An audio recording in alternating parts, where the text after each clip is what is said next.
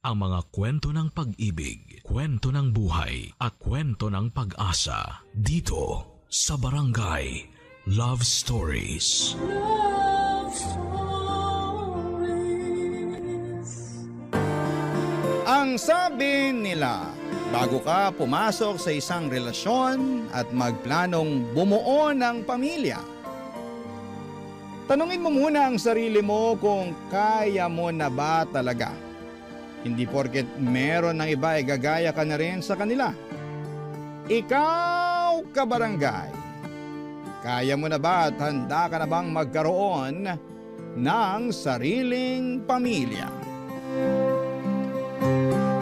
Dear Papa Dudut, ako nga pala si Gerald, 40 years old sa kasalukuyan.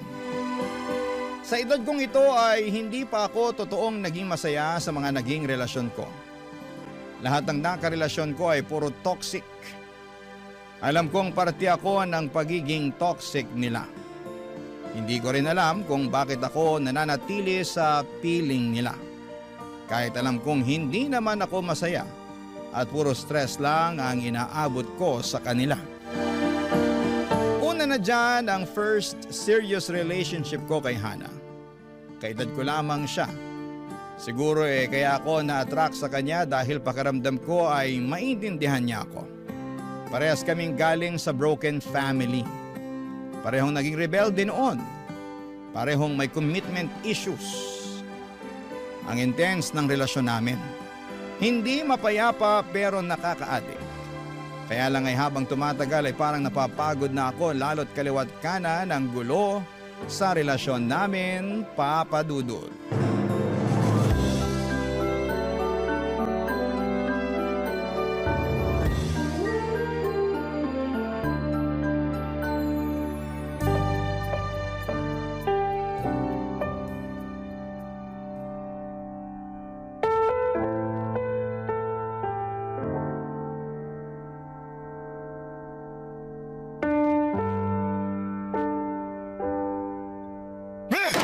Buwisit na buhay to! Buisit talaga! Buisit ka! Buwisit ka rin! Ako pa yung gaganyanin mo? Ikaw na nga tong mali! Kailan ba ako naging tama sa paningin mo? Ano bang gusto mo? Magpanggap akong tama ang mga mali mo? Puro ka na lang issue, Hana. Walang katapusang issues. Iba ka rin ano? Ako na nga tong napahiya sa sagot mo sa pamilya ko kanina. Tapos ako pa tong masisisi na maraming issues? Ano bang masama sa sinagot ko sa kanila? Nagsabi lang naman ako ng totoo sa hindi pa ako handang pakasalan ka. Hindi pa handa? O hindi ka na talaga magiging handa? Magkaiba kasi yun Heto na naman tayo, heto na naman. Hindi talaga tayo matatapos sa issue na to hanggat hindi nagiging klaro sa akin kung ano bang plano mo sa relasyon natin. Masyado niyo akong kinorner ng pamilya mo para pakasalan ka. Lunod na ako sa mga tanong nila kung kailan tayo magkakaroon ng anak, ano ba? Hindi sana yan magiging problema Kung dinediretso mo ko kung saan ba talaga papunta tong relasyon natin.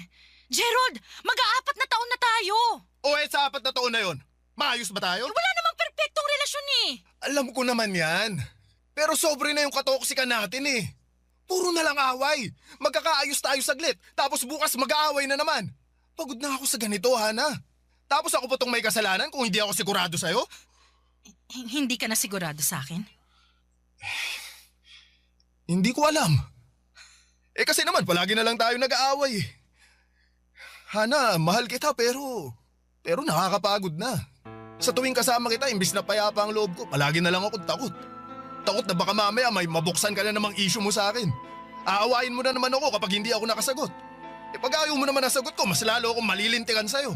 Hindi ko na alam kung saan ako lulugar Parehas lang naman tayo Hindi naman sana ako aabot sa pang-uusisa sa mga issue mo kung nararamdaman ko lang na mahal mo ko at ina-assure mo ko na may future tayo. Hana, masyado akong broken na tao, alam mo yan. Pareho tayo, di ba? Kaya nga sana maintindihan mo kung hindi ko kayang mag-commit sa'yo habang buhay kasi hindi ko nga alam ang ginagawa ko sa buhay ko Hindi ko nga alam kung paano aasikasuhin ng sarili ko tapos gusto mo, magpakasal pa tayo at magkaroon ng anak? Hindi na kasi ako bumabata, Gerald.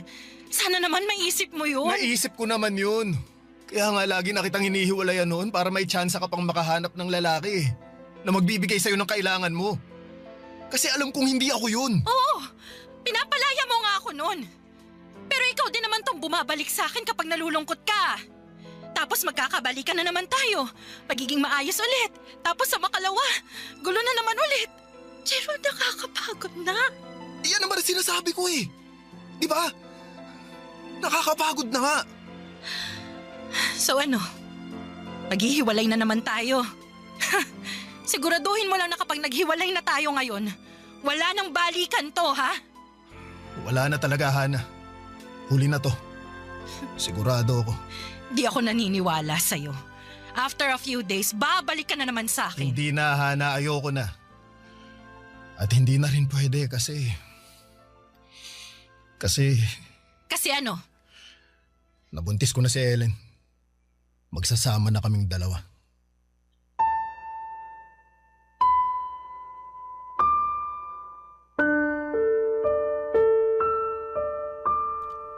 Si Ellen, kaklase ko noong college at naging best friend ko na rin. Siya ang sinasabihan ko sa lahat ng problema ko kay Hana. Alam kong matagal na siyang may gusto sa akin pero dahil masyado akong attached kay Hana, ay hindi ko siya magawang pansinin. Noong isang beses na nagkaroon kami ng matinding away ni Hana ay nagpakalasing ako kasama si Ellen. Doon ay may nangyari sa amin at nabuntis ko siya. Wala sa plano yon dahil ayaw ko namang magkaroon ng anak. Kaya lang ay naisip ko na yun na ang paraan ko para makatakas na kay Hana. Ginamit ko ang pinagbubuntis ni Ellen para hindi na makabalik pa kay Hana. Sinubukan ko siyang mahalin kahit mahirap. Nagsama po kami after niyang manganak at hindi ko pa rin siya natutunang mahalin.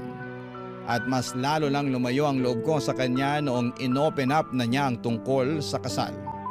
At dahil wala na naman akong maisagot sa kanya tulad kay Hana, ay naging masama na rin ang turing ni Ellen sa akin, Papa Dudut. Pinakita na niya ang totoong ugali niya.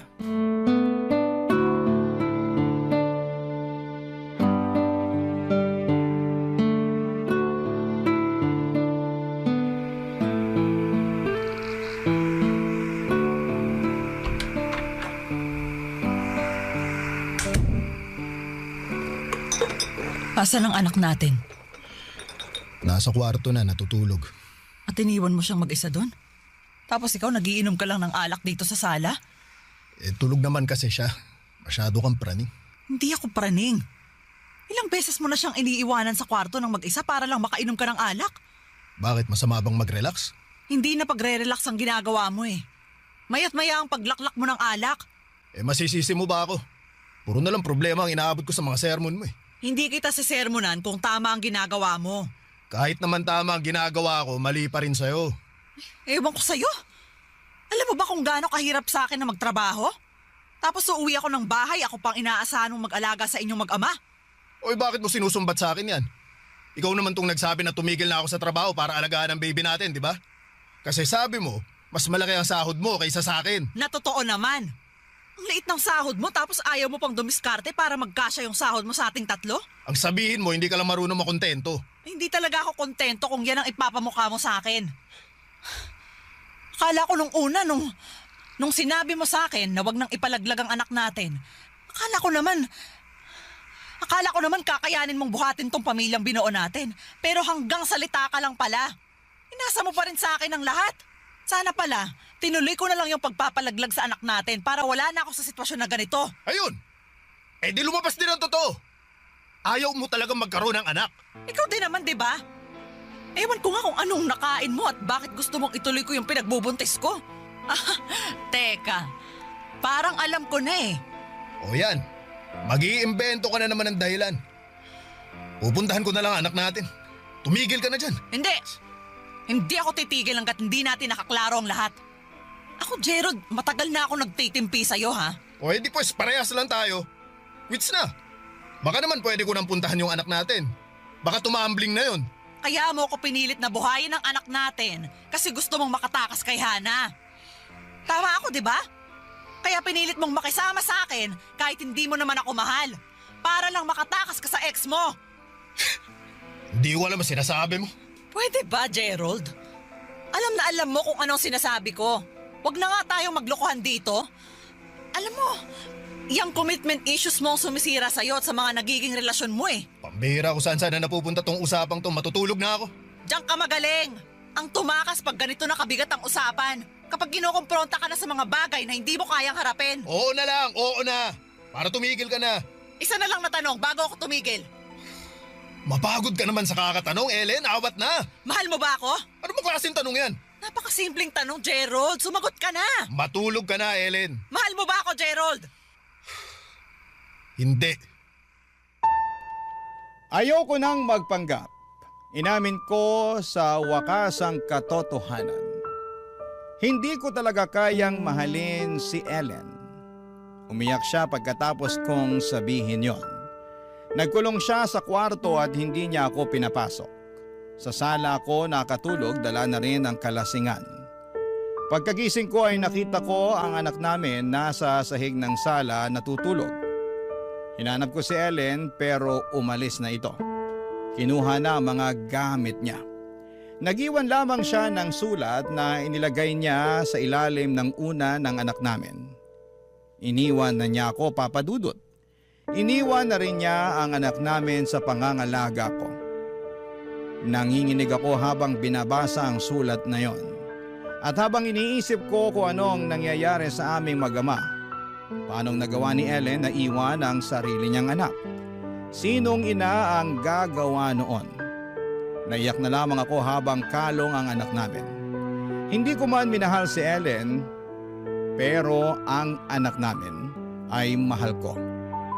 Kaya lang ay natatakot po ako. Hindi ko pa kaya ang ganong responsibilidad ng mag-isa. Barangay Love Stories. Barangay Love Stories. Bumalik ako sa pagtatrabaho, pansamantala ay nagpatulong ako sa nanay ko para alagaan ang anak ko. Sinubukan kong hanapin si Ellen para ibigay sa kanya ang anak namin. Pero ayaw na nitong magpakita pa. Puro hirap na ang inabot ko sa pagkuha ng buong responsibilidad sa anak naming dalawa ni Ellen. Lungkot na ako, Papa Dudut, at hindi ko na alam ang gagawin ko. Minsan ay naisip kong tapusin na lamang ang buhay ko pero hindi ko naman kayang iwanan ng gano'n na lamang ang anak ko. Hanggang sa bigla akong naisip si Hana. Bigla akong nangulila sa pagtanggap niya. Isang araw ay nilapitan ko siya at maswerteng hinarapan niya ako. Alam kong mahal pa rin niya ako at pinuntahan ko siya sa bahay niya para makapag-usap kami at hindi na niya ako pinagtabuyan. At mukhang inaasahan na niya ang muling pagbabalik ko sa buhay niya.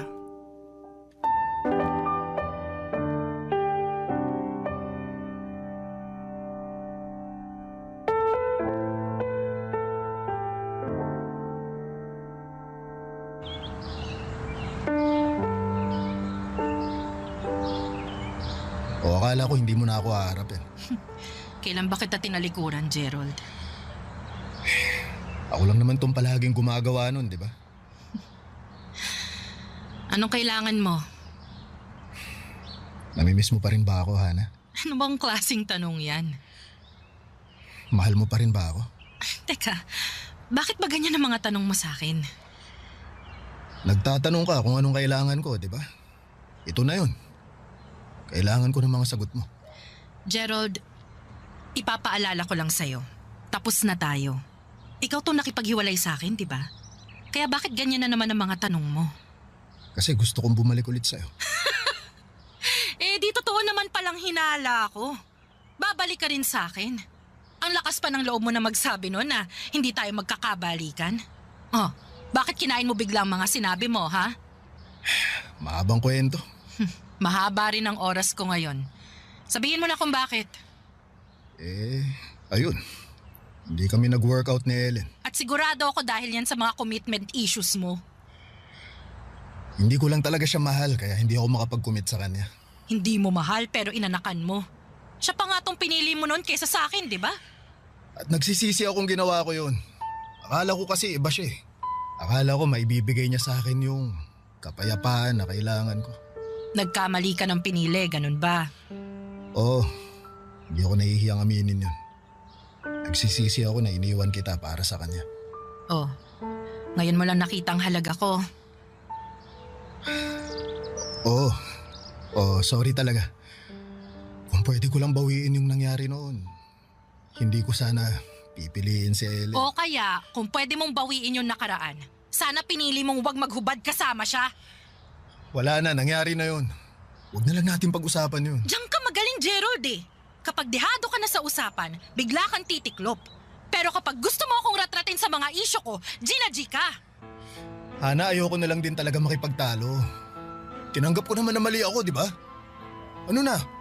Babalikan mo ba ako? Bakit ba parang nagmamadali ka pa? Kasi kailangan ko na ng sagot mo. Para alam ko na kung anong mangyayari sa amin ng anak ko.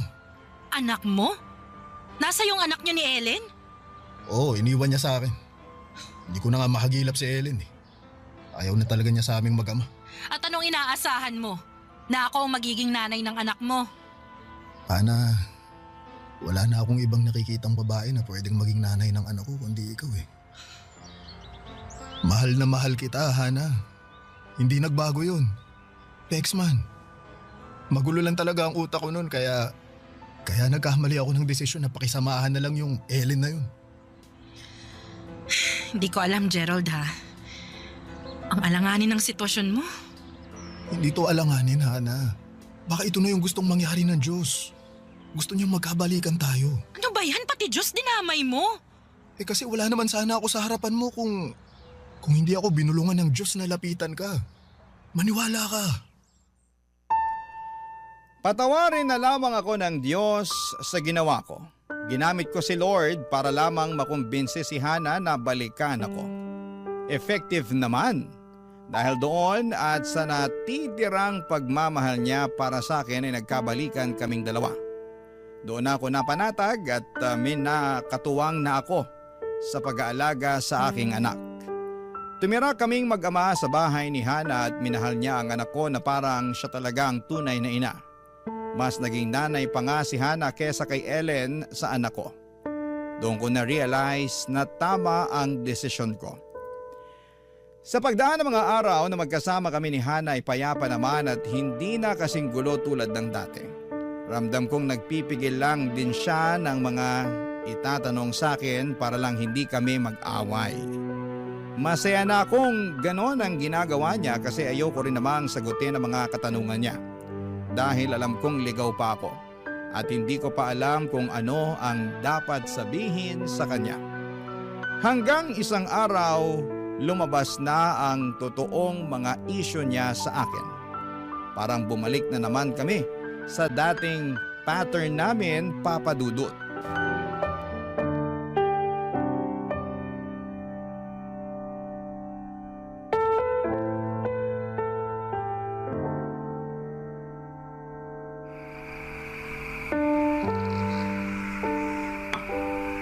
Gerald? Ano yun? Gerald, pang ilang beer mo na ba yan? Pang-5. Huwag kang mag-alala, last ko na to. Nagpapaantok lang. Huwag ka munang matulog kagad ha. Usap muna tayo. Tungkol saan? Nag-aaya kasi yung family ko. Sama raw tayo sa pag-out of town nila next week. Kahit 2 days lang. Sakto, holiday naman next week. Kayo na lang. Okay naman ako dito sa bahay. Maglilinis na lang ako. Isama mo na lang yung anak ko ha. Para makapasyal. Bakit hindi ka sasama? Alam mo namang hindi ako mahilig gumala eh. Gerald, magandang chance kasi to para makabanding mo rin ng maayos yung family ko. Alam mo naman yung gusot nyo noon, di ba? Oo, alam ko yun. Kaya nga umiiwas muna ako ngayon. Magpalamig ba? Saka na lang kami magkita-kita sa Pasko na lang siguro. Gerald naman, nakakahalata na kasi sila eh. Tuwing dumadalaw ako ron, hindi ka kasama. Kasama mo naman yung anak ko. Anak natin.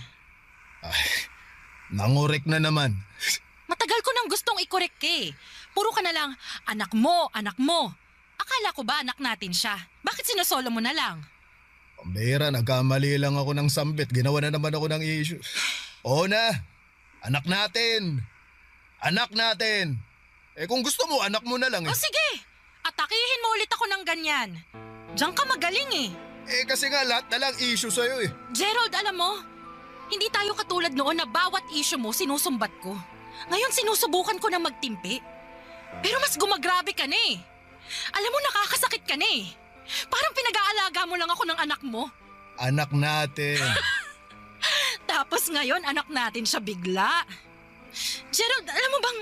Sorry ah. Sorry kung sasabihin ko to sa'yo, pero... Alam ko ikasasama mo na naman to ng loob eh. Pero alam mo ba? Alam mo bang ramdam kong hindi mo ako mahal? Na kaya ka lang nakipagbalikan sa akin kasi kailangan mo ng katuwang sa pag-aalaga ng anak mo. Anak natin. Walang anak natin, Gerald. Ikaw mismo nagparamdam sa akin na hindi ko siya anak. Na sa'yo lang siya dapat. Akala ko ba ayusin natin to?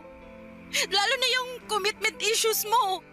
Sabi mo nung una nagsusumamo ka pa na magkabalikan tayo. Sabi mo, gagawan mo ng paraan para pakasalan ako. Ana, Hindi. Pag-usapan natin to ngayon, Gerald. Tapos na akong magtimpi. Kaya ano na, ha? May bala ka bang tuparin ang pangako mo? Ano, Gerald, pakakasalan mo ba ako? Aanakan mo ba ako? Ana, wag mo akong madaliin. Kailangan na kitang madaliin bago ka pa tumakas ulit. Ang hirap sa'yo hanggang salita ka lang palagi. Ang hilig mo magpaasa. Ang hilig mo mangbitin.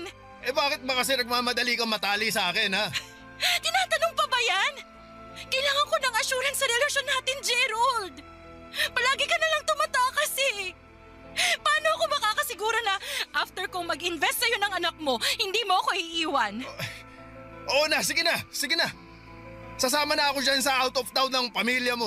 Hindi yan ang gusto kong marinig na sagot, Gerald. Pwede bang pag-usapan natin to sa ibang araw? Hindi nakakatulong na lasing ako ngayon.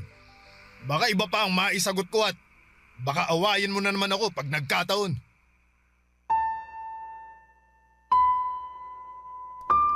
Maswerteng pinakinggan ni Hana ang pakiusap ko. Nilubayan niya ako ng gabing yon at pumasok na siya sa kwarto para asikasuhin ang anak ko. Anak ko. Oo nga no? Bakit ba hindi ko magawang sabihin na anak namin yon ni Hana? Bakit parang pinagdadamot ko sa kanya ang anak ko? Doon ko biglang narinig ang bulong sa isip ko dahil hindi ko naman totoong mahal si Hana.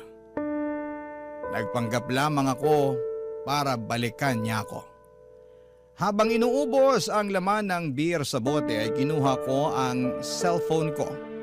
Lumabas ako ng bahay at may tinawagan ako. Si Joy, kabit ko. Mas bata siya sa akin ng 5 taon pero kaya niyang unawain ang sitwasyon ko. Open-minded siya at ayos lang sa kanya kung side chick ko siya. Nakwento ko na rin sa kanya ang buhay ko kapag komplikado ang nangyayari sa amin ni Hana ay kay Joy ako tumatawag Papa Dudut. Barangay Love Stories. Barangay Love Stories. Alam ko naman sa sarili ko na may problema ako. Kaya lang ay hindi ko magawang kumprontahin ang sarili ko tungkol doon. Kaya lagi akong nagtatago at lagi akong tumatakas. Maswerte nga na sa pagtakas o pagtakbo ko sa issues ko ay meron akong napupuntahan. Yun na nga si Joy at nakilala ko siya nang minsang makatulog ako sa simbahan. Doon na kami nagkamabutihan at akala ko ay kakaibiganin ko lamang siya pero nakita kong game siya sa lahat. Nagkaroon po kami ng lihim na relasyon ni Joy. Alam niyang nilalapitan ko lamang siya tuwing problemado ako kay Hana. Isyo na raw niya yon. Mahilig siyang dumikit sa mga broken na lalaki. Palibasa, yun na ang pattern niya sa relasyon. Nagiging kabit siya para sa mga lalaking problemado sa kanilang mga kasintahan, Papa Dudut.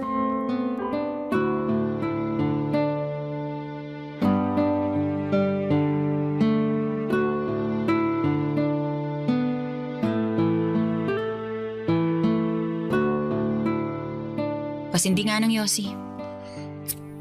Akala ko ba titigil ka na sa Yossi? Sinabi ko rin nung isang araw na titigilan na kita. Mahirap talagang itigil ang kinakaadikan no? Ikaw, kailan ka ba maa-addict sa akin, ha? Na-addict na nga ako sa'yo. Pasingot naman ang Lego. Ano ba? Saka ka lang naman na-addict sa akin kapag nag-aaway kayo ni Hana. Oh, parang malapit ka na rin manumbat ah. Gagaya ka na rin ba kay Hana ha? Hindi, no? Kaya lang naisip ko, bakit kasi... Ay, wag na lang pala. Oh, tingnan mo to. Nambitin pa. Ano ba yun? Wag na, kilala na kita. Kapag tinatanong ka, nagpapanik ka bigla. Oh, malay mo naman ngayon. Makasagot na ako. O sige nga. Sagutin mo. Paano kung tayo na lang? Tayo na lang magsama? Oo, Kaya mo bang alagaan ang anak ko?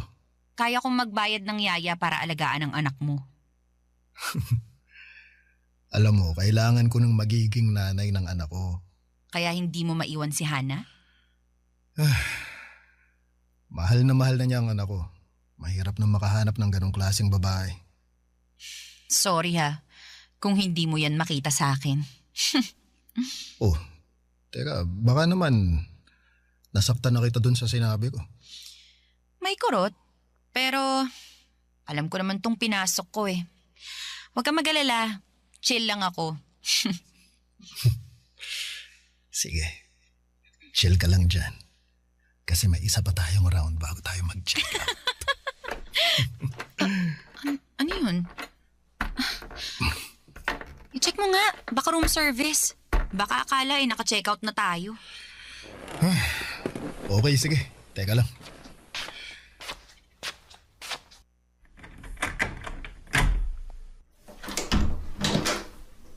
Hello, Gerald. Hana! Hi. Ikaw ba ang kabet ng asawa ko? Hindi naman siguro considered na kabet kung hindi naman kayo kasal, di ba? Hana, magpapaliwanag ako. Hindi na kailangan magpaliwanag, Gerald. Huling-huli ka na. Kahit anong sabihin mo, hindi ka na makakalusot. Hihingi lang ako ng sorry. Hindi naman kailangan ng sorry ni Hana. Tignan mo nga oh, chill lang siya. Magpasalamat ka at pinili kong kumalma ngayon.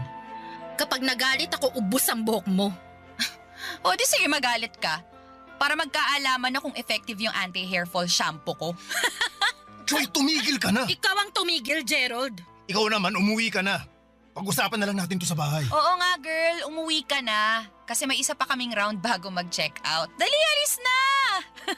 Kinagalit niyo talaga ako, ha? Ngayon, galit na talaga ako!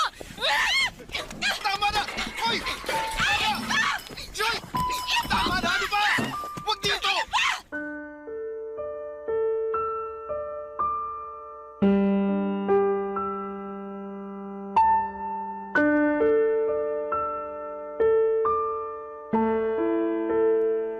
Papadudot, nahirapan akong awatin si Hana at nakita ko kung paano siya manggigil sa pangaasar ni Joy. Mabuti na lamang at umawat na rin ang ibang mga hotel staff. Nagmadaling umalis si Hana at naiwan kami sa kwarto ni Joy nang hindi nag-iimikan. Nagpa-extend ako ng 1 oras noon para makapag-relax muna bago ko harapin si Hana. Alam kong sa pag-uwi ko ay may kailangan ng maganap. Pagka-uwi ko ng bahay ay wala roon ang anak ko at ibinigay pala muna ni Hana sa nanay ko para alagaan. Kasi noong mga oras na yon ay nag-iimpake na si Hana. Apartment naman niya yon pero mas pinili niyang siya na lamang ang umalis. Siguro ay awa na lang para sa anak ko. Mahal na rin niya ang anak ko. Yon ang pasimpleng paraan niya para ipakita sa huling pagkakataon ang pagmamahal niya sa anak ko.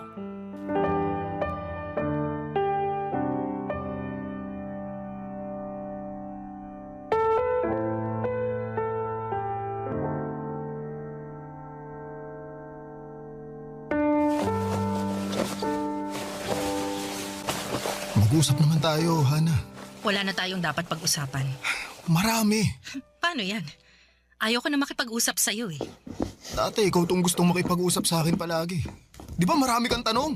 O heto na yun. Hindi na. Nasagot na lahat ng tanong ko tungkol sa'yo. Paano, ito na ba yun? Maghihiwalay na ulit tayo?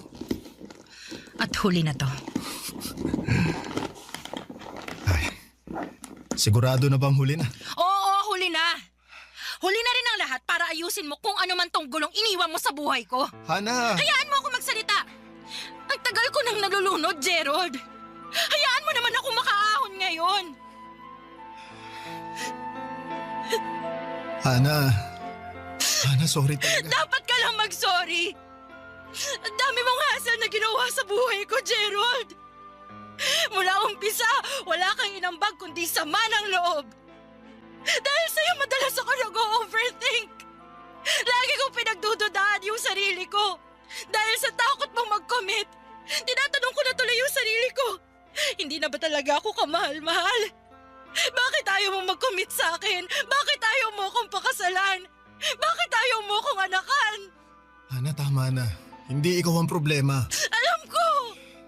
Dahil ikaw ang problema dito, Gerald. Ikaw at yung mga commitment issue mo. Isama mo na rin yung patterns mo. Paulit-ulit ka. Sa tuwing mapapalapit ka sa isang babae, bigla kang kakabig. Bigla kang matatakot. Bigla kang aatras. Bigla kang hahanap ng dahilan para sirain yung relasyon mo kahit gaano pa yung kaganda. Bakit ba palagi kang umaatras kapag may nagmamahal sa'yo? Alam mo naman ang sagot ko dyan, di ba? Alam ko. Pero mas payapa yung loob ko kapag ikaw na mismo ang sasagot. Hana, sinubukan ko naman talaga na mahalin ka ulit eh. Sabi ko na eh. Di mo naman talaga ako mahal. Pasensya ka na kung nadamay kita sa takot ko na alagaang mag-isa yung anak ko.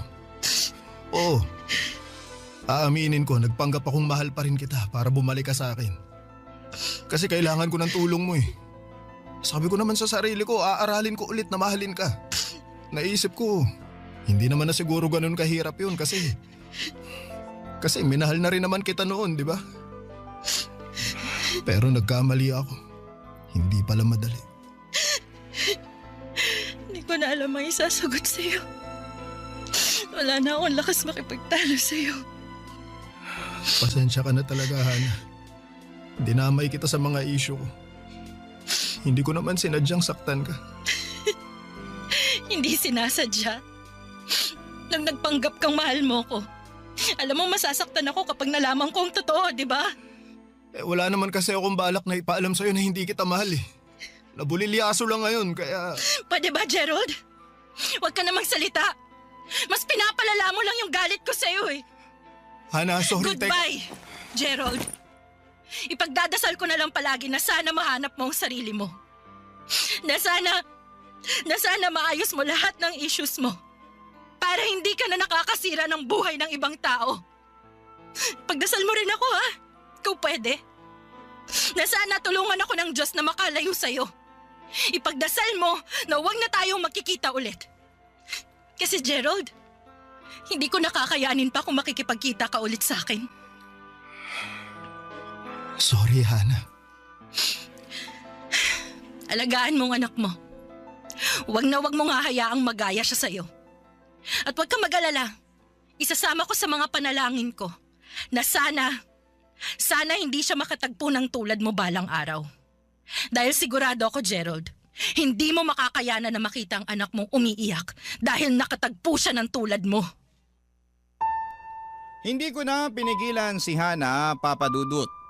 Hinayaan ko siyang makalabas ng pintuan. Sobrang mali na kung hahabulin ko pa siya at hihingin ang ikalawang tsansa.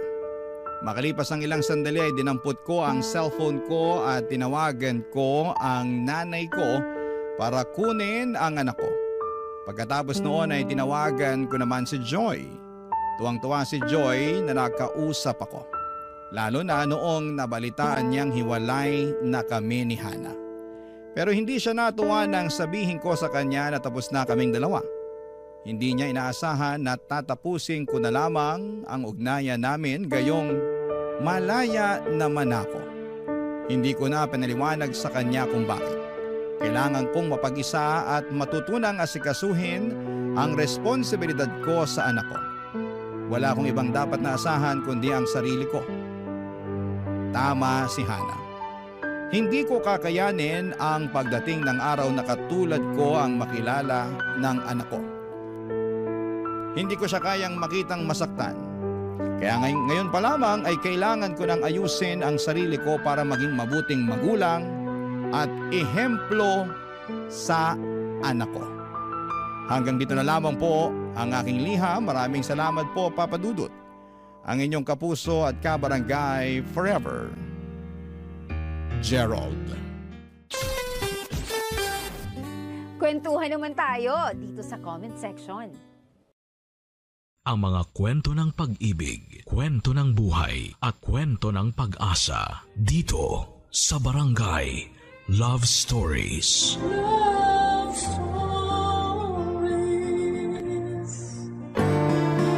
Importante sa buhay na marunong kang kumilatis ng tao na pakikisamahan mo. Dahil meron na sa una lamang magaling pero sa uli ay iiwanan ka rin. Ikaw, kabarangay, marunong ka bang kumilatis ng tao? Dear Papa Dudut, magandang tanghali sa inyo at sa mga kabarangay natin na avid listener ng Barangay Love Stories.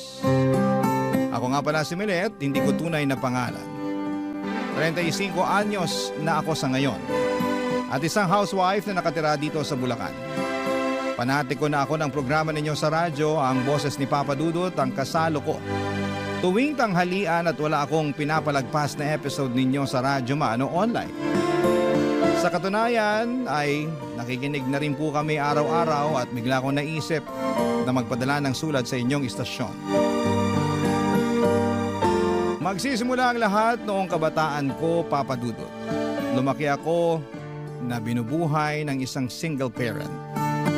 Ang tatay ko na lamang ang kasama namin ang 3 ko pang nakababatang kapatid. Maaga kasing nawala si nanay. Buhay pa naman siya, nanlalaki lang. Kaya nga simula noon ay tinuong ko na lamang sa pag-aaral ang atensyon ko. Mapangarapin din po akong klase ng tao, Papa Dudut. At wala akong ibang hangad, kundi ang matulungan ang kaisa-isang magulang namin at makabawi sa kanya.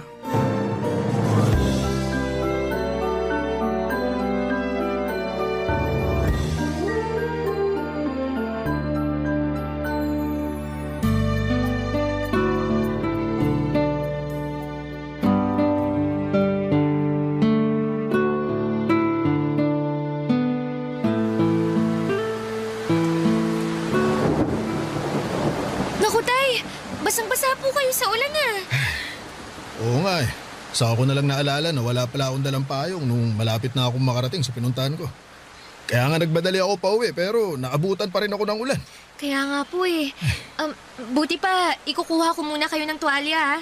O sige anak, salamat. Tuwalya. Asan na ba yung tuwalya? Ay, eto. Nakita ko na. Samahan ko na rin ng damit. Eto na po ang tuwalya at damit. Magpunas at magpalit na rin kayo, Tay. Salamat nak. Pero mamaya na ako magpapalit ng damit. Uupo na muna ako dahil nangangalay na itong mga binti ko. Kalalakad ng mabilis dahil nga uulan na. Kulang na lang, tumakbo ako pero hindi ko naman kaya. Ay, kawawa naman ang tatay ko. Sobra-sobra na yung sakripisyo nyo para sa pamilya natin. Maghapon na kayong nagtitinda tapos naaabutan pa kayo ng ulan. Ay, hayaan mo na. Napaubos ko naman yung paninda natin kakanin bago ako umuwi at abutan ng ulan. Kaya ayos na rin yan. Hindi po ayos yun dahil baka magkasakit kayo. Hindi ako magkakasakit. Malakas yata itong tatay mo. Saka kung pakiramdam ko magkakasakit na ako, uunahan ko na ng pahinga. Huwag ka nga mag-alala sa akin, anak. Kaya ko naman eh. Saka masaya ako na nagsasakripisyo para sa inyong magkakapatid. Hayaan mo, Tay. Kapag nakapagtapos ako hinding-hindi ko na po kayo pagtatrabahuhin. Anong ibig mo sabihin? Kasi po, ako na po ang magtatrabaho para sa pamilya natin. Uy, Maliliit pa ang mga kapatid mo, Milet. Nag-aaral pa sila. Baka mahirapan ka pag sinulo mo ang pagtatrabaho para sa pamilya natin. Saka hindi pa naman ako ganun katanda. 45 pa lang naman ang tatay mo. Kaya ko pang magtrabaho para tulungan ka. Ang akin lang naman po, baka napapagod na kayo sa pagtatrabaho. Kasi simula nung iniwan tayo ni nanay, kayo na ang tumayong nanay at tatay namin. Oo, totoo na napapagod ako sa trabaho. Pero hindi ako napapagod sa pagiging tatay at nanay sa inyong magkakapatid. Sa katunayan, kayo ng mga kapatid mo ang inspirasyon ko. Kaya ako nagsisikap at nagpapatuloy sa buhay. Oo, malaking kakulangan ang pagkawala ng nanay niyo dahil nawala na rin ako ng katuwang sa pagtataguyod sa inyo. Pero aanhin ko naman ang isang tao na walang ginawang matino at panay pasakit lang sa damdamin ko, di ba? Buti pa, sumama na lang siya sa lalaki niya. Ang mahalaga sa akin, magkakasama tayo. Kaya bilib na bilib po ako sa inyo eh. Ha? Bakit naman? Kasi ang tapang-tapang niyo po. Biruin niyo, kinaya niyo na nga na itaguyod kami tapos kinaya niyo pa na ibigay sa iba si nanay. Siya naman ang may gusto nun dahil hindi siya marunong makontento sa pamilya natin. Saka ilang beses na akong nasaktan sa panluloko niya. Naisip ko na panahon na para palayain ko siya. O edi gumaan-gaan ang damdamin ko nung ginawa ko yon. Para akong nabunutan ng tinik sa lalamunan. Uy, kaya ikaw, Milet. Huwag kang manatili sa isang relasyon kapag kaugali ng nanay mo yung lalaki, ha? Pero sana matinong lalaki ang matagpuan mo balang araw. Yung hindi ka sasaktan o lolokohin. Sa halip, mamahalin ka ng tapat at paninindigan ka. Papadudot inspirasyon ko ang tatay ko at ang munti naming pamilya kaya nagsikap akong makapagtapos ng pag-aaral. Hindi nagtagal ay natupad ko yon at agad akong naghanap ng mapapasukang trabaho. Kung ang iba kong kaklase ay mas piniling magpahinga muna ng ilang buwan. Pagkatapos ng graduation ay ibahin niyo po ako.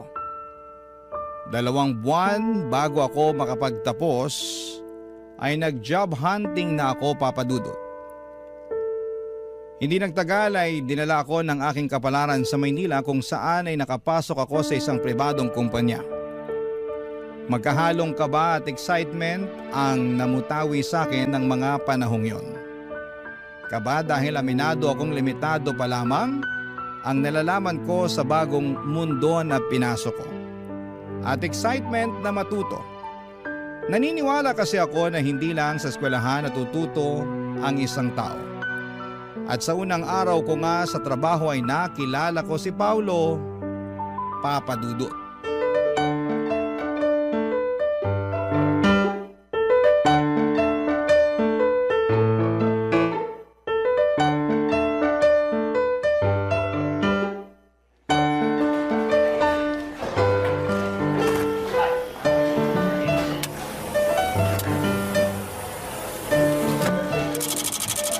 Teka, paano ba paganahin to? Medyo nabobobo ako rito Ay, naku.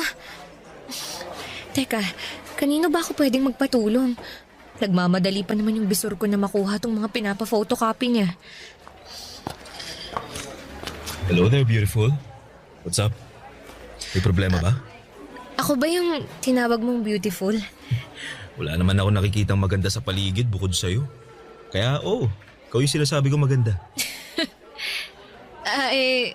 Bigla naman akong nahiya. Bakit ka naman mahihiya? Saka huwag kang yumuko. Hindi ko makita yung kagandahan mo eh. By the way, Paolo nga pala. Taga-IT department. Diyan lang sa gilid yung table ko. Kaya nga natanaw kita eh. Kako, mukhang may problema ka. Nice to meet you, Sir Paulo. Naku, Paolo na lang. Huwag na yung sir na yan. Sige. Ikaw, ano bang pangalan mo? Ako si Milet, taga-marketing naman. Bago lang ako rito. Unang araw ko pang hala ngayon eh. At tama ka, dahil namumroblema na ako dito sa photocopy machine na to. Ayun, hindi ko kasi alam kung paano ko to gamitin eh. Sana hindi mo ko husgahan at sabihang taga-ibang planeta ha.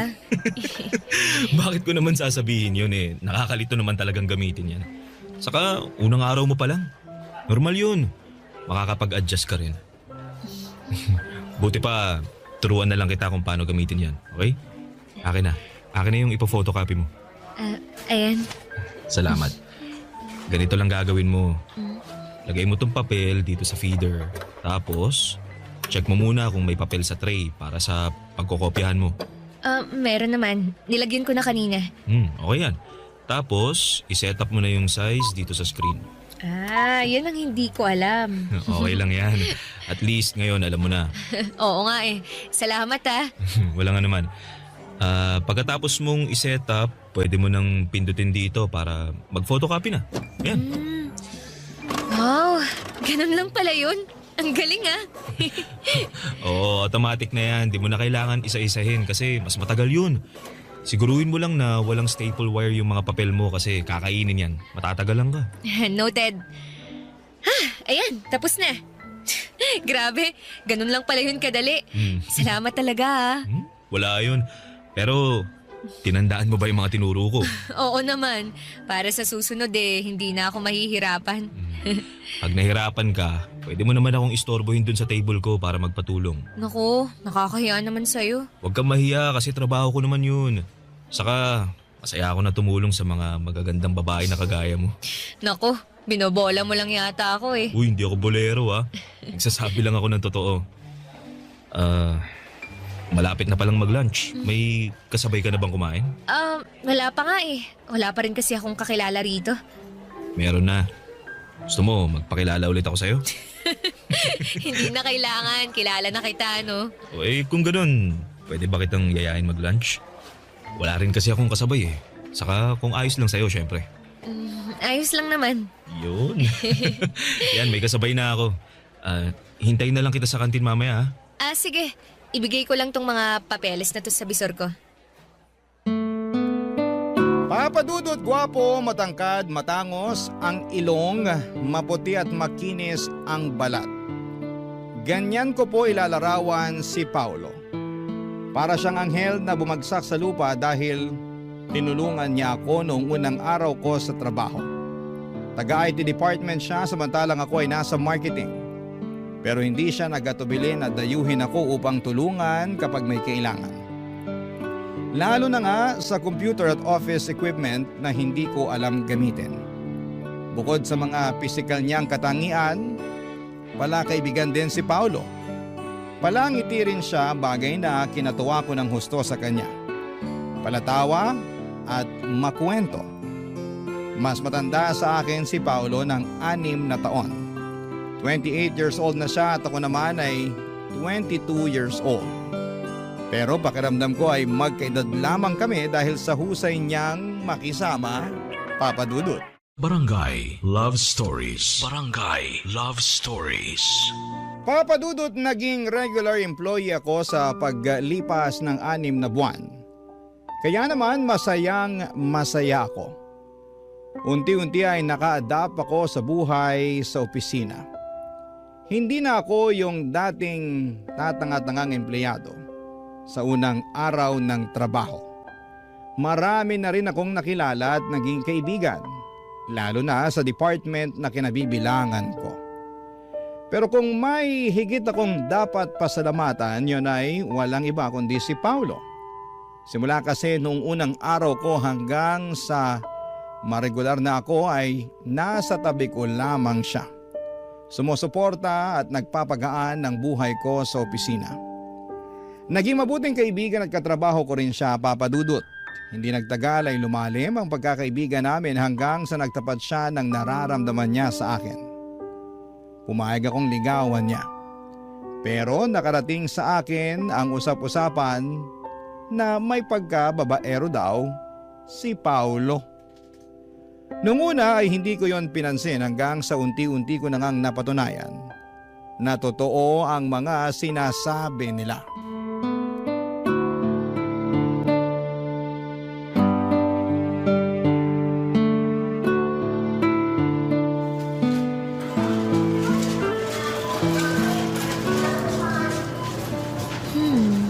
Bili kaya ako nitong sauce na to. Sabi ni tatay, masarap daw to kasi napanood niya sa TV. Sige, bilhin ko na nga. Tapos ano pa nga bang kulang? Teka. Kuha na rin ako ng mga delata para may stock sa bahay. Sumipa si baby? Sige nga, pahawak nga nun dyan mo, ma. Ayan o, dali. Ano? Nararamdaman mo ba? Oo nga, sumipa nga. Hello, baby. Excited na si daddy na lumabas ka. Ako rin. Paulo? Milet? Sino yung babaeng yan, mahal? Katrabaho ko lang, mahal. Hi, Milet. Nag-grocery ka rin pala rito? Oo. Pero ngayon pa lang naman. Narinig ko kasi na mura raw ang mga paninda rito kaya sinubukan ko. Oo, totoo naman. Lagi nga kami dito ni Krista eh. Hindi mo ba ako ipapakilala sa katrabaho mo, mahal? Oo, syempre. Ipapakilala kita. Nga pala, Milet, si Krista. Fiancé ni Paolo. Nice to meet you, Milet. Nice to meet you rin. Buti pa, mauna na ako kasi marami pa akong bibilihin eh. Sigurado ka ba? Bakit naman hindi? Ha? Kanina ka pa, Paolo, Nakita mo lang yung katrabaho mo na wala ka na sa wisyo kausap? Sinasabi mo? Hindi Hindi raw, pero halatang halata kaya sa'yo. Excuse me lang pero maiwan ko na kayo. Hoy, Milet, ayusin mo lang, ha? Ha? Ano nga ayusin ko? Yung buhay mo. Kung ayaw mo ng gulo, layuan mo si Paolo. Teka nga! Teka, Krista. Wala namang ginagawang masama si Milet, kaya wag mo na siyang awayin, mahal. Buti pa, pumunta na tayo dun sa cashier. Magbayad na tayo ng mga pinamili natin, ha? Bakit tayo magbabayad hindi pa nga tayo tapos mamili?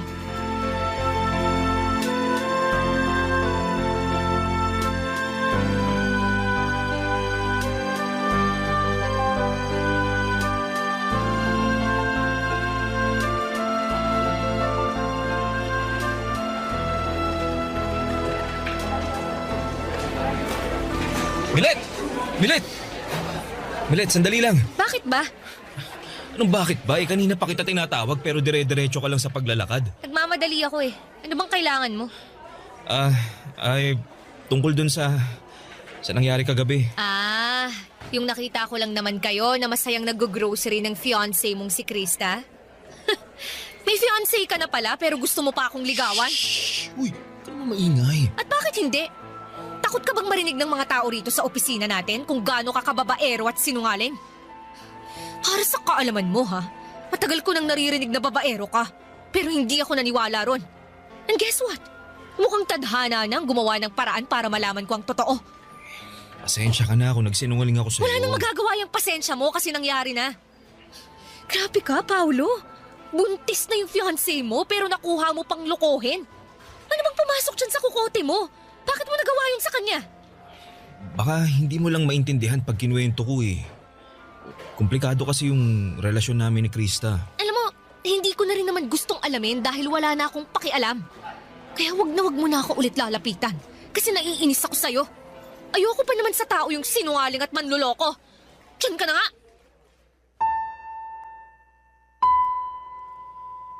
Papadudot, hindi ako makapaniwala sa natuklasan ko tungkol kay Paolo. At kahit na nga humingi na siya ng pasensya sa akin ay wala na ring magagawa yon.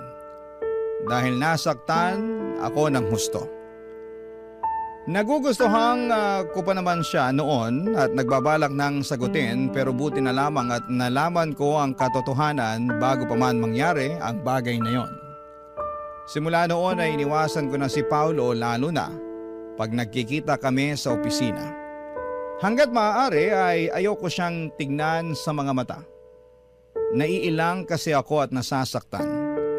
Oo, hindi naman naging kami pero nagsinungaling pa rin siya sa akin.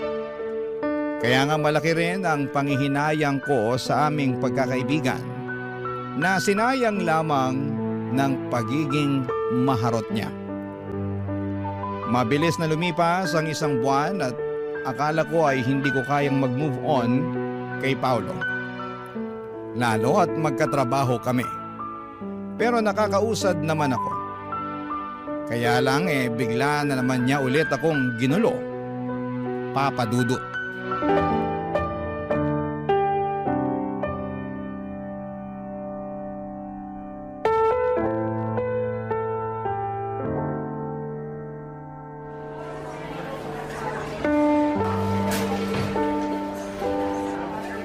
Milet, pwede bang kausapin mo na ako? Kinakausap naman kita.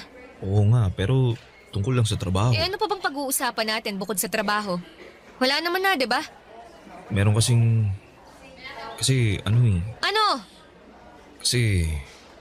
Hiwalay na kami ni Krista. Ano? Matagal ko na talaga siyang gustong hiwalayan pero... Hindi ko magawa dahil nga magkaka-baby na kami. Hindi ko naman talaga siya mahal eh. Masyado kong nasasakal sa kanya. Napaka-control freak nun. Pero nakiusap siya sa akin na aayusin namin ang relasyon namin. Magbabago daw siya kaya nagstay ako alang-alang sa baby namin. Sinubukan ko naman na maging okay kami pero wala. Wala na talaga akong nararamdaman sa kanya. Hindi yan ang nakita at narinig ko dun sa grocery. Ang sabi mo, excited ka nang lumabas ang baby niyo ni Krista. Tapos bigla mo akong lilinyahan ng ganyan, ha? Tsaka bakit mo ba sinasabi sa akin ang bagay na yan? Wala naman akong pakialam dun. Sinabi ko kasi ikaw ang rason kung bakit ako nakipaghiwalay sa kanya. Ako? Oo. Kasi mahal kita. Nababaliw ka na. Nababaliw na nga ako siguro pero yun talagang nararamdaman ko eh. Naging duwag ako na makipaghiwalay kay Krista bago ko pa aminin sa'yo yung nararamdaman ko. Kaya naman nakapagsinungaling ako. Tsaka inaamin ko yun kaya nga humihingi ako ng tawad sa'yo. Wala rin namang magagawa yung paghingi mo ng tawad dahil nasaktan mo na ako. Tapos ngayon, ang lakas pa talaga ng loob mo na sabihin sa akin na mahal mo ko kung kailan nakaka-move on na ako sa'yo. Lalo mo lang akong sinasaktan sa ginagawa mo eh. Milet, pasensya ka na talaga. Hindi ko sinasadya pero hindi ko rin naman kayang pigilan yung nararamdaman ko. Mahal kita. At gusto ko sanang humingi ng isa pang pagkakataon sa'yo. At sa tingin mo, ibibigay ko pa yun sa'yo? Oo. Kasi naniniwala ako na may nararamdaman ka pa rin para sa akin. Meron nga. Pero puro na lang galit at inis. Patawad talaga, Milet. Naging padalos-dalos ako. Kaya nga napag-isip-isip ko na itama yung mga pagkakamali ko. Hiniwalayan mo si Krista para ayusin yung sa atin? Iyon ba yung sinasabi mong tinama mo ang pagkakamali mo? Oo. Paano yung magiging anak nyo? Ha? Ano? Pag mong sabihin na nakalimutan mo na yung magiging anak nyo. Hindi. Pero nag-usap na kami ni Krista na pananagutan ko pa rin yung bata. Susustentuhan ko pa rin dahil ako pa rin naman yung tatay niya. Hindi ko naman tatakasan yung anak namin. Gusto ko lang talagang maging malaya kay Krista at sa relasyon namin. Dahil pag hindi ko ginawa yun baka masiraan na ako ng ulo.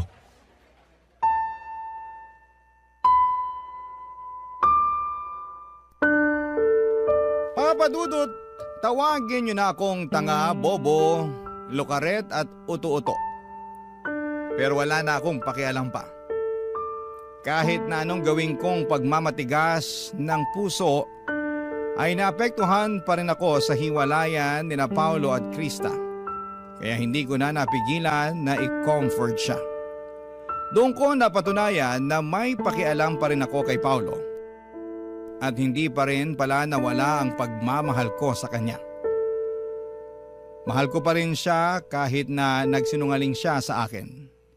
At dahil sa mga nangyari sa kanila ng ex niya ay naging malapit muli kami sa isa't isa. Hindi ko na pinakinggan ang mga sinasabi ng ibang tao. Basta, ang focus ko ng mga panahong yon ay si Paulo. Wala na rin namang masama sa pagiging close namin dahil single naman kaming pareho. Hindi nga nagtagal ay niligawan ako ni Paulo at nagpaligaw naman ako. Barangay Love Stories. Barangay Love Stories.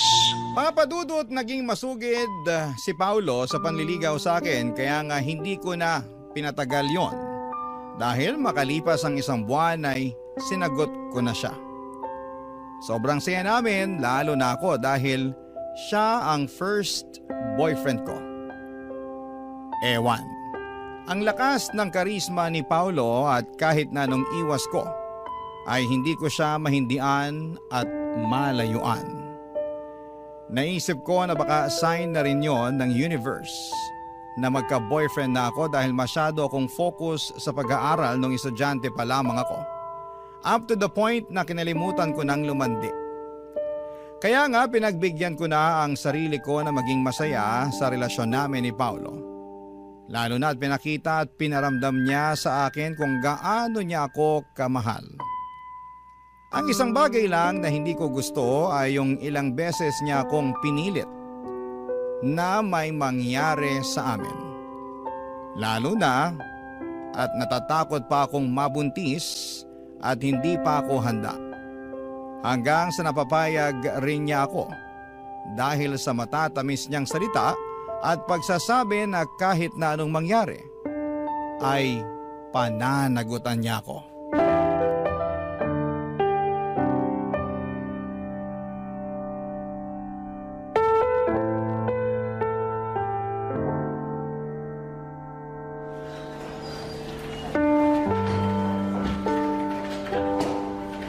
Paolo, may sasabihin ako sa'yo. Ano ba yun?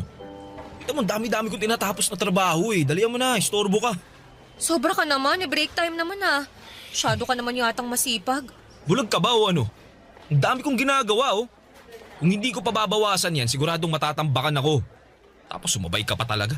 Ano ba problema mo? Sabihin mo na yung sasabihin mo para matapos na. Paolo, buntis ako. Ano? Anak naman nutok nene. Paano nangyari yun? Paanong nangyari yun? Sigurado ka na bang buntis ka? Oo! Kasi 3 beses na ako nag-pregnancy test. At lahat lumabas na positive. Oh, eto, nasa bulsa ko. Tingnan mo para malaman mong nagsasabi ako ng totoo. Ayan, tingnan mo. Tingnan nga. Buwisit naman buhay to. O bakit ka ba nagagalit? Hindi ka ba masaya na magkakababy na tayo? Yung mukhang to, tingin mo masaya? O bakit ka nga nagagalit? Kasi wrong timing naman yung pagbubuntis mo eh. Ang dami-dami ko ng problema, dumagdag ka pa. Kasalanan ko ba yun? Ikaw naman yung bumuntis sa akin, ha? Sabihin mo hindi. Di ka ba nakikinig? Ang dami-dami ko ng problema, gusto mo isa-isahin ko pa sa'yo? Tingin mo, paano ko susuportahan yung 2 bata? Sige nga, hirap na nga ako dun kay Krista dahil napaka-demanding tapos dumagdag ka pa talaga. Sobra ka naman sa akin. Hindi ko rin naman to ginusto. Nagtiwala lang naman ako sa'yo kaya nagawa kong ibigay ang sarili ko ng buong buo. Alam mo ano magandang gawin? Palaglag na lang natin yung bata. Anong sinabi mo? Milit naman eh. Bingi ka ba o ano? Kainis ka, paulit-ulit tayo. Sabi ko, ipalaglag natin yung baby dyan sa tiyan mo. Total, di pa rin naman tayo handang maging magulang eh. Nasisiraan ka na ba ng ulo? Basta, hindi ko pa nahanagutan yung nasa sinapupunan mo. Ayoko sa batang yan. At kung ipipilit mo pa rin sa akin, mabuti pa maghiwalay na lang tayo. Sige, mamili ka. Ako o yung pinagbubuntis mo.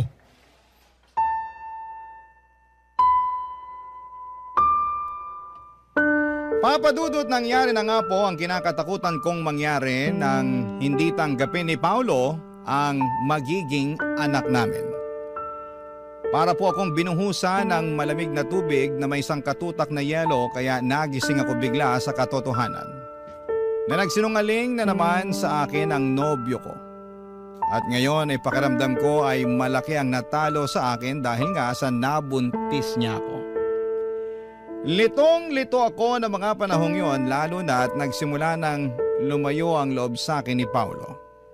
Tinakot niya pa ako na makikipaghiwalay sa akin kapag hindi ko pinalaglag ang baby namin.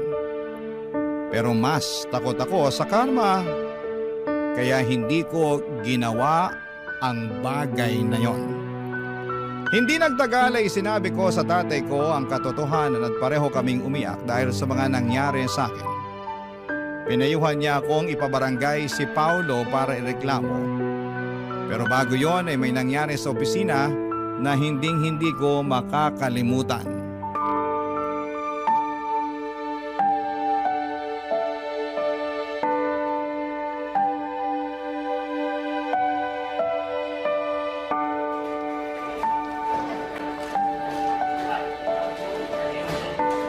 Krista, anong ginagawa mo rito sa opisina namin?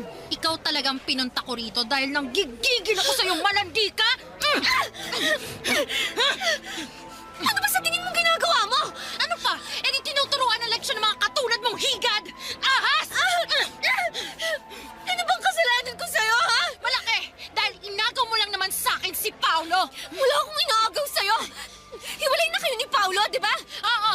At dahil yun sa'yo, nung nalaman ko yun, wala akong ibang naisip kundi ang saktan ka! At wala akong paki kung mapatay pa kita! Krista! Gret! yun? Eh dapat lang naman yan sa babaeng yan! Pwede ba, Krista? Tapos na tayo. Alubayan mo na ako. Lubayan? Eh magkakababy na tayo, di ba? Hindi na ba talaga natin pwedeng ayusin ang relasyon natin? Nag-usap na tayo. Wala nang pag-asa na maayos ang relasyon natin. Walang pag-asa dahil sa babaeng yan! Oo! Nagmamahalan kami ni Milet, kaya pabayaan mo na lang kami. Ayoko! Hindi ko kayo hahayaang maging masaya! Ha? Dapat sa yung babae ka, sinasabunutan! Kakalbunutin ang ahas ka! Iwan mo ako, Krista! Napakawalang yama! Ikaw ang walang hiya! Malandi! Mga agaw! Hindi ako malandi! At wala akong inagaw sa'yo! Ano ba, tumigil na nga kayo? Pinagtitingin na tayo ng ibang tao. Nakakaya kayo. Krista, tama na sabi. Bitiwan mo si Milet. Bitiwan mo na! Wisit naman! Aray! Paulo, ano ba? Itiwan mo nga ako! Doon ka nga! Milet, ayos ka lang. Huwag mo akong hawakan! Milet naman, bakit mo ako sinampal? Kulang pa nga yan! Dahil kasalanan mo ang lahat ng to! Paano ko naging kasalanan si Krista ang nanggugulo? Kasalanan mo! Kasi masyado kang malandi! At kasalanan ko rin! Kasi nagpauto ako sa'yo! Pero na-realize ko na malaking pagkakamali talaga na binigyan pa kita ng tsansa na mapalapit sa akin. Sana talaga umiwas na lang ako sa'yo noon nung may pagkakataon pa. Tapos ngayon, sinaktan pa ako ni Krista. Hindi ko kayo mapapatawad, kayong dalawa. O bakit? Anong gagawin? Akala mo, hindi ako pinalaki ng tatay ko na duwag, no? Pwes, dyan ka nagkakamali! Walang iya ka! Ano to? Dugo! Bagay pala sa'yong may dugo sa nguso! Halika! Kulang pa yan at dadagdagan ko pa! Milet, ano ba? Tumigil ka na! Ikaw ang tumigil! Simula sa araw na to, huwag ka nang lalapit sa akin! Kayong dalawa! Hindi ko nahahayaang kuluhin niyo pa ang buhay ko! Magsama kayong dalawa! Mga baliw! Mga baliw!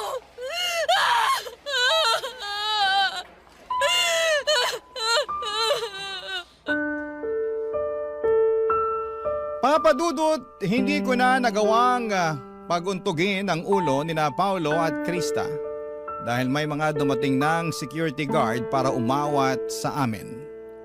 Agad na dinala sa ospital ang dalawa para matahi ang mga nguso nila.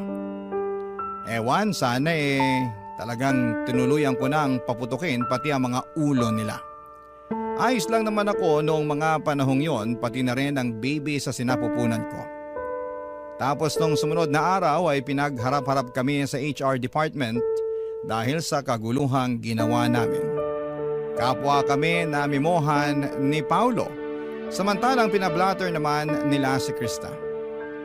Pero na-stress talaga ako ng husto sa nangyari kaya nag-decide na labang ako na mag-resign sa trabaho. Nakipaghiwalay na rin po ako kay Paulo at pinagbantaan siya na huwag nang magpapakita pa sa akin. Papa Dudut, nag-focus na lamang po ako sa pagbubuntis ko at noong nakapanganak ako ay saka ako naghanap ng mapapasukan. Buti na lang at nandyan ang tatay ko na napaka-supportive sa akin. 10 taon din akong naging single parent bago ko po nakilala ang asawa ko, Papa Dudut. Akala ko ay hindi ko na matatagpuan ng tunay na pag-ibig. Pero ibinigay pa rin yon sa akin ng Panginoon. Kaya nga malaki ang pasasalamat ko sa Kanya at nagsilbi na lamang aral sa akin ang mga pinagdaanan ko. Sa kasalukuyan ay happily married na po ako sa mabait at responsable kong asawa. Tanggap niya ang anak namin kaya naman masayang masaya ako. Hanggang dito na lamang po ang sulat ko, Papa Dudut. Maraming salamat po sa pagbasa ng aking liham. God bless. And more power sa Barangay Love Stories. Ang inyong forever kapuso at kabarangay, Milet. Uy, kabarangay! Agree ka ba sa ending ng ating Barangay Love Stories na ito? i-share mo na ang feelings mo sa ating comment section.